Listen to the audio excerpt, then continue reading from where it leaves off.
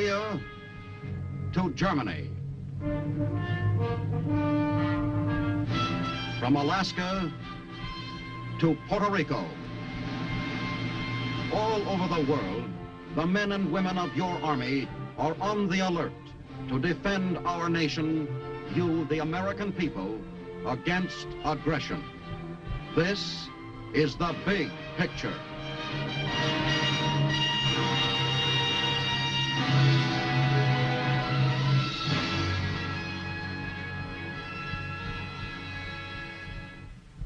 Welcome to the big picture. I'm Captain Carl Zimmerman, here to tell you about your United States Army. In past programs of the big picture, we told you the many different things that make your Army the strongest fighting machine in the world.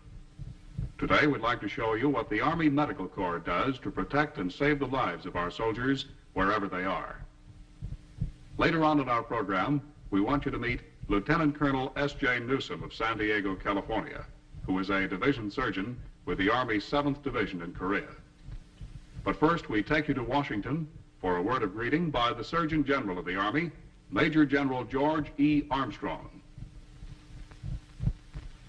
This program affords me a welcome opportunity to show you how the Army Medical Service does its job.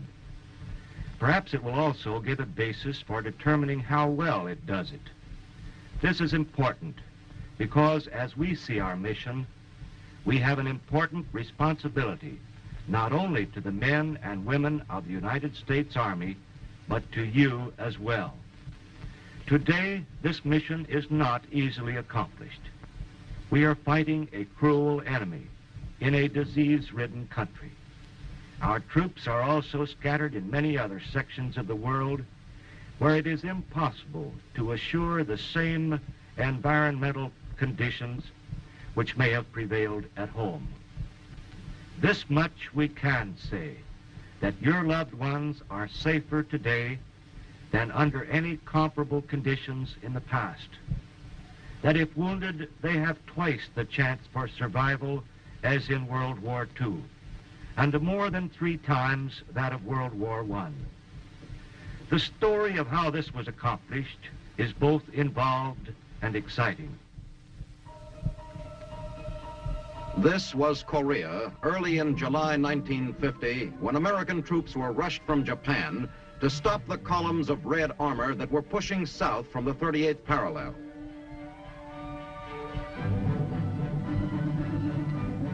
Among the first to arrive were the medics, field surgeons, aid men, litter bearers, ambulance drivers, and essential supplies and equipment.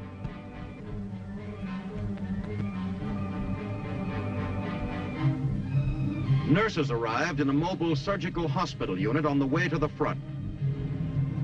Although non-combatant, the men and women of the medical service are a part of the Army combat team. It is their job to conserve the Army's effective power and to evacuate and care for the sick and the wounded.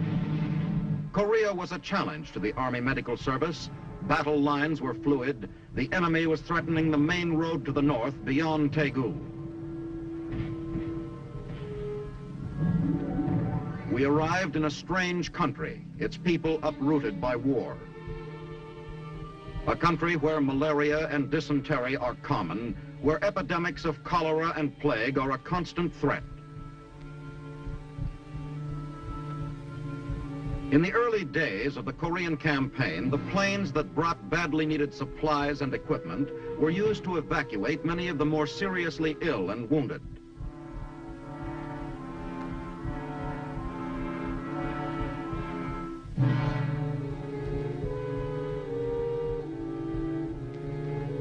The air shuttle brought in blood plasma, drugs, bandages, and other items for the emergency care of the wounded. Surgical instruments and equipment, anesthetics, dressings, whole blood, and other items for the mobile surgical hospital a few miles behind the lines. Our field medical units move with the combat troops they support. Men of the Army Medical Service have followed our troops through every phase of the Korean campaign.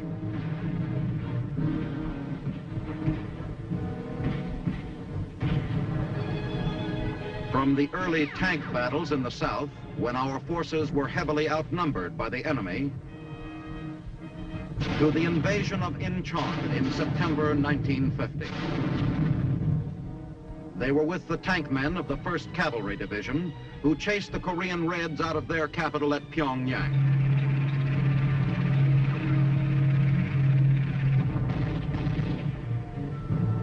Men of the Army Medical Service jumped with the 4,100 paratroops who descended north of Pyongyang on 20 October 1950 to wipe out the remnants of General Kim's army.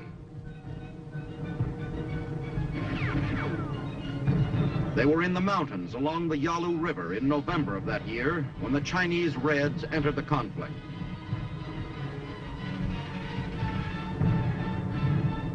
They were with the troops of the 10th Corps who made the long winter withdrawal to Hungnam.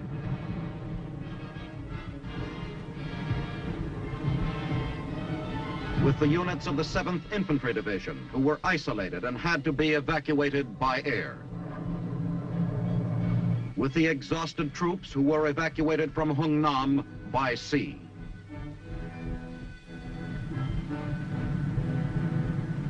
Wherever American troops have fought in Korea, the Army Medical Service has tended the sick and cared for the wounded.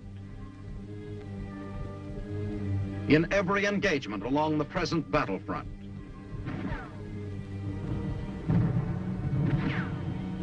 from the mountains in the east to the valley of the Imjin River in the west,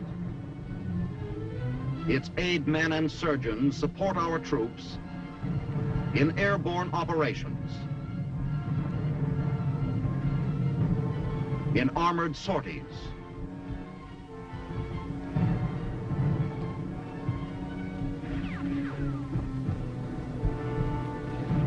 on infantry patrols,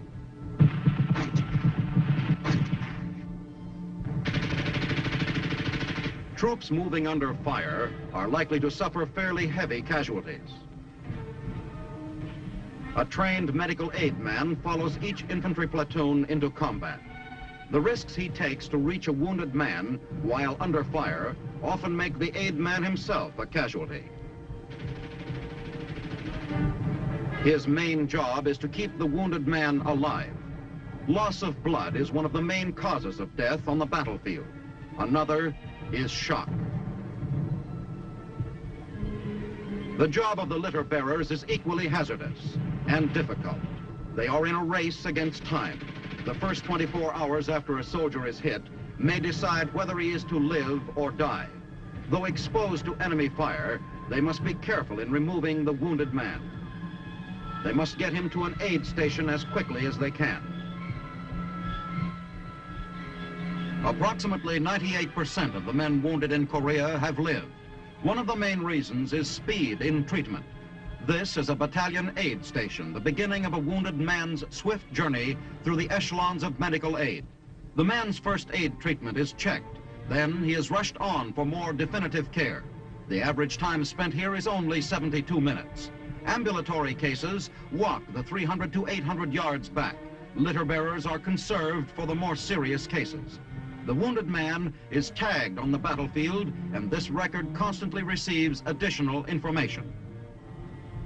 Plasma is available here. The battalion aid station does what it can quickly, then hurries the man on. Many types of transportation are used in evacuation to the next echelon, the regimental collecting station. Wherever possible, ambulances are used.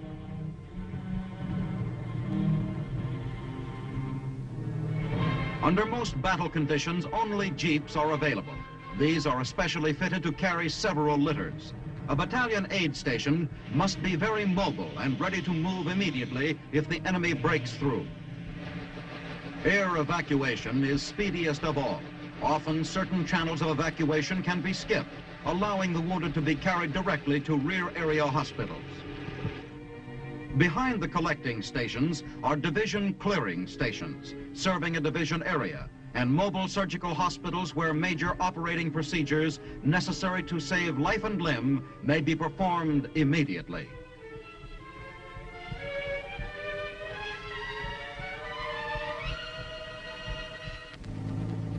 The results of speed have been shown by a hospital at Busan.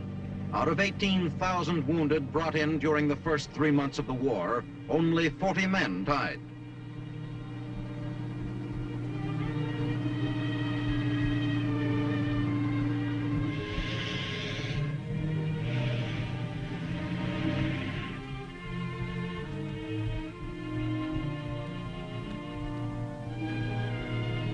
An important factor in saving the lives of the wounded has been the military doctor's switch to specialization and training in orthopedics and surgery.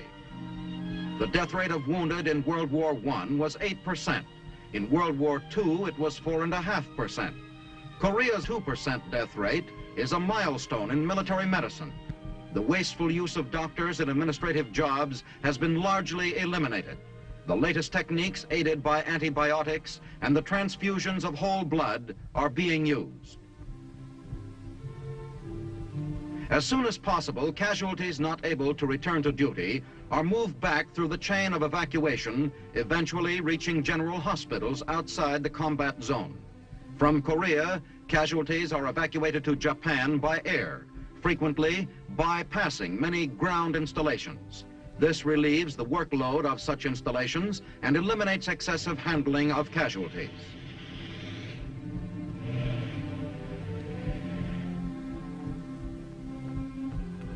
Combat cargo planes are used primarily for this air evacuation. The speed and comfort of air evacuation contributes greatly to the morale and quick recovery of the patient. Wounded men are often being treated in general hospitals in Japan in less time than it would normally take to evacuate them to the division clearing station.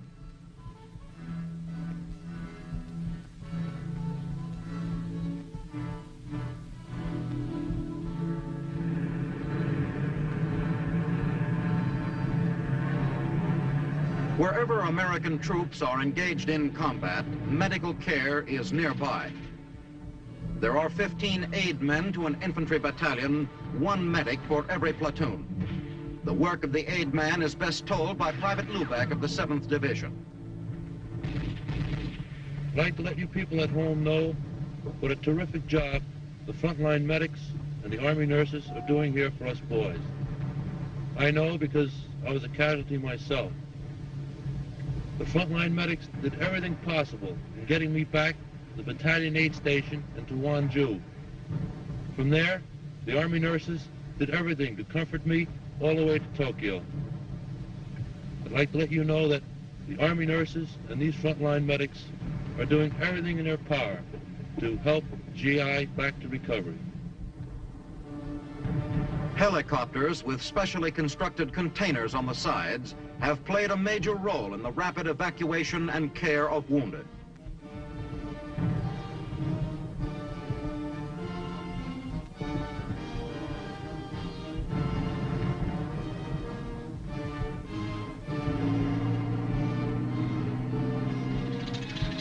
Liaison planes are also used near the front whenever possible. Many a wounded man who could not have survived a jeep or ambulance ride over the rough roads of Korea owes his life to these evacuation planes. Thousands of casualties, most of them litter cases, have been flown from Korea to permanent hospitals in Japan. The majority of these were flown in from the big supply centers of Busan and Daegu. It takes only an hour and a half by plane, in contrast with 2 days' travel by ship. Here, Japanese civilians are utilized in handling the patients, although no Japanese doctors are used. More than half of all the wounded in Korea have been evacuated to Japan.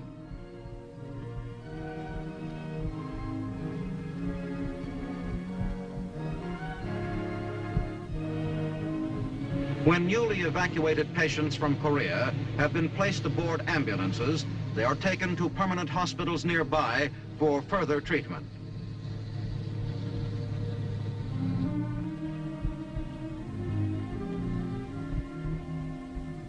Here, casualties are checked to determine the type of treatment required. So far in the Korean War, combat wounds have been about 70% orthopedic, 16% surgical. It is felt that the striking similarity of most Korean wounds has been due to the lack of communist air power and the fact that most encounters with the enemy have been rifle and artillery duels. In the army hospitals in Japan, the seriously ill or wounded soldier obtains expert care and all the comforts of a modern civilian hospital.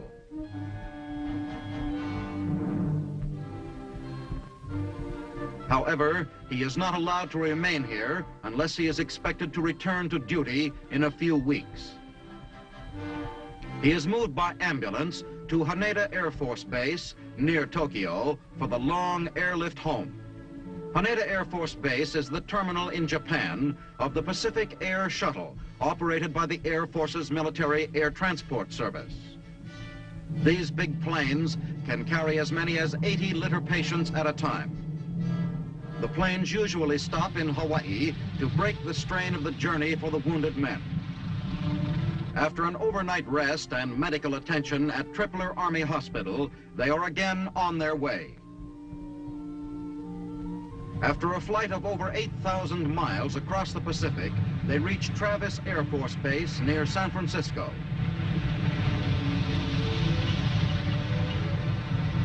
Here, they are moved temporarily to the Army Disembarkation Hospital for a rest and the necessary medical attention.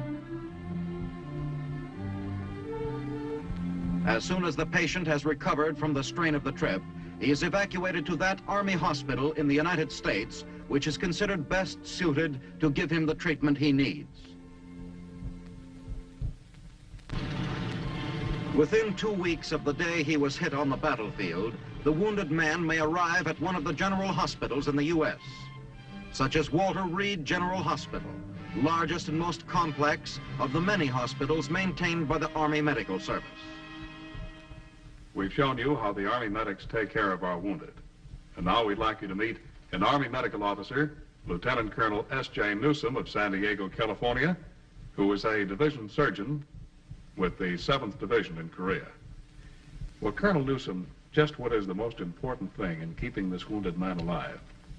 I think that speed is the most important thing.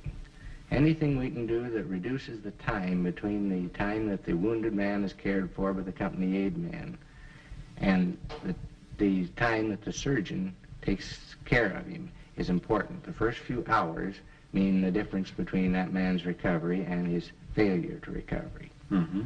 The helicopter has been of immense value to us for the seriously wounded cases and their transportation. But perhaps most important is the fact that we brought the trained surgeon, his equipment, the blood, and the antibiotics up farther forward.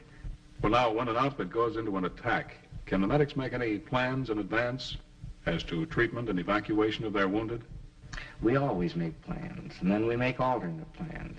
But the most important thing there is that we leave our organization flexible so that we can fit it to meet the exact situation that develops.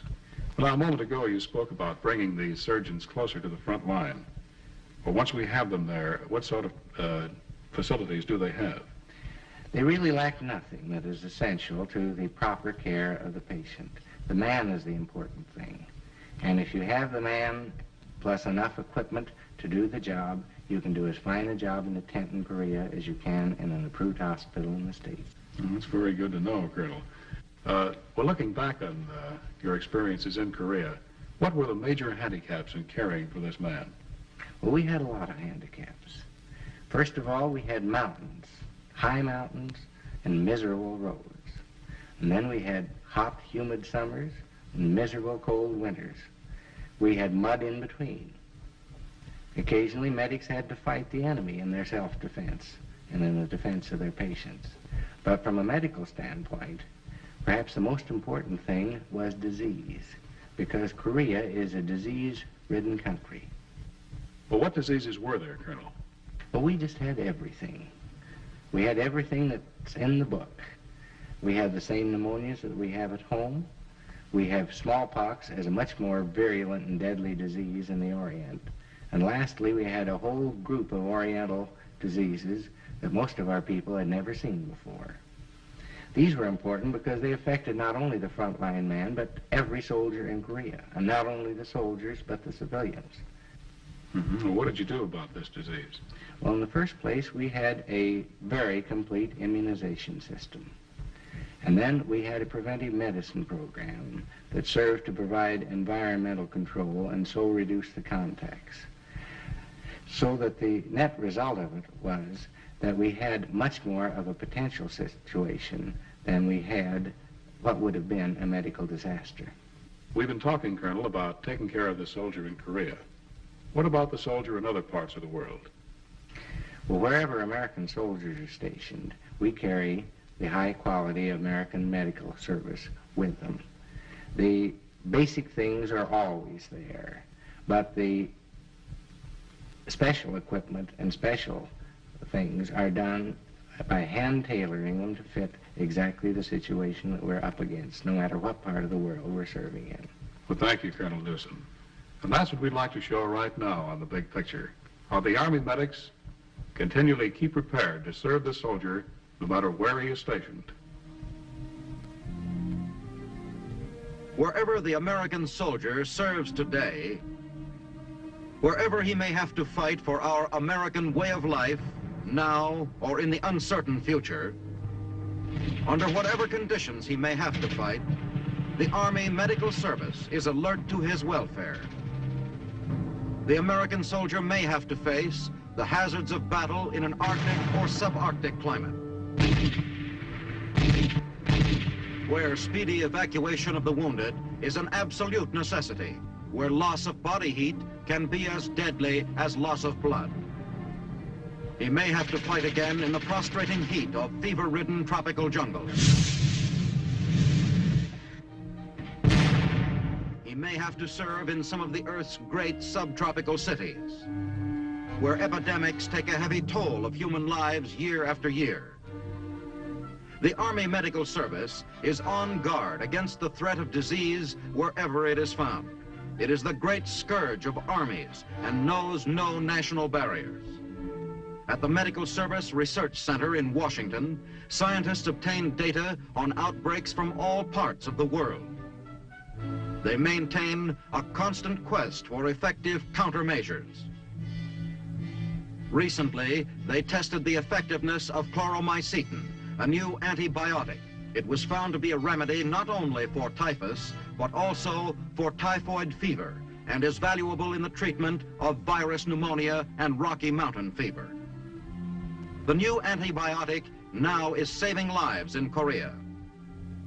Our doctors in Korea and Japan encountered an epidemic type of sleeping sickness. Our research scientists isolated the virus, identified a mosquito as the carrier, and developed a vaccine that is proving effective. This type of research and development on cures and preventions against disease is carried on throughout the world.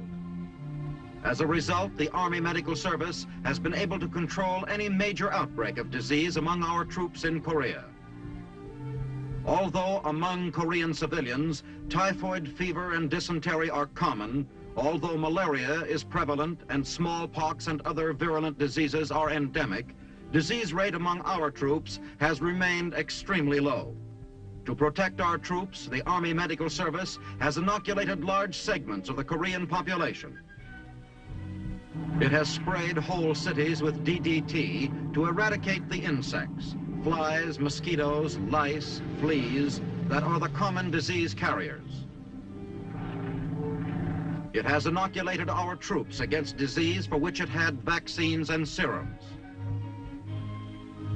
It has guarded against contamination of the soldiers' food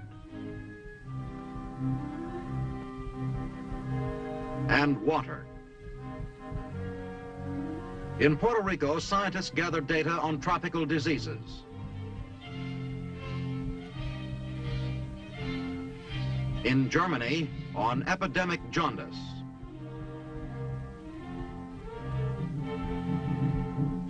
In remote Madagascar, our scientists are working with the French on bubonic plague.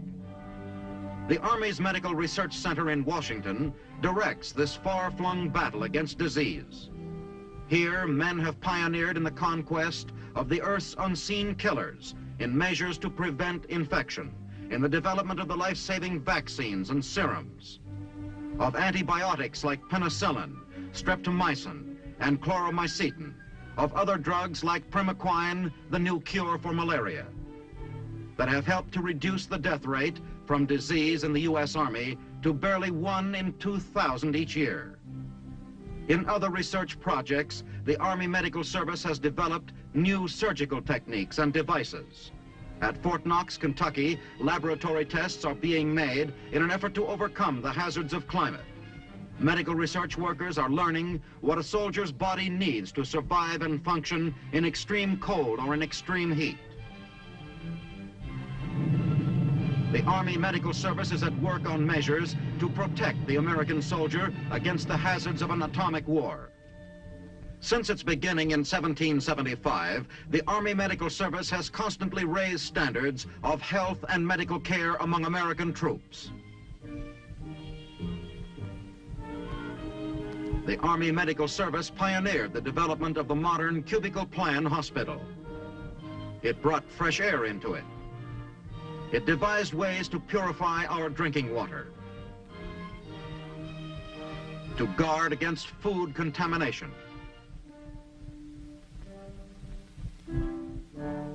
It introduced techniques for the control of insects and other disease carriers. It pioneered in the knowledge of countless contagious diseases.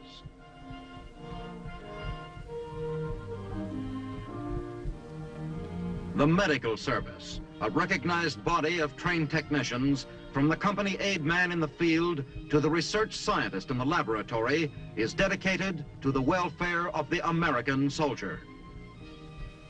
That's your Army Medical Corps, an indispensable part of our fighting team. Next week on The Big Picture, we'll show you how the Army is concerned with the soldier's spiritual welfare as well as his physical welfare. We'd like to tell you about our chaplains.